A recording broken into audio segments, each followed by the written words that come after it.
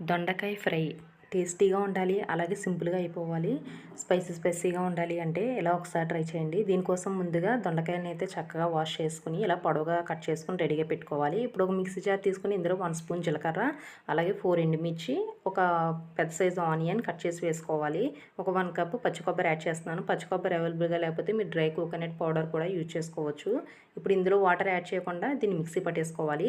ఇలా రెడీ చేసిన పేస్ట్ని పక్కన పెట్టుకుని ఇప్పుడు స్టవ్ ఆన్ చేసి ఒక ప్యాన్ పెట్టుకుని ఇందులో కొంచెం ఆయిల్ వేసుకుని ఆయిల్ హీట్ అయిన తర్వాత ఇలా కట్ చేసుకున్న దొండకాయలు అయితే యాడ్ చేసేయాలి. రెసిపీకి సరిపడా సాల్ట్ యాడ్ చేసి బాగా ఫ్రై చేయాలి. దొండకాయలు బాగా ఫ్రై అయితేనే మనకి రెసిపీ అనేది టేస్టీగా ఉంటుంది.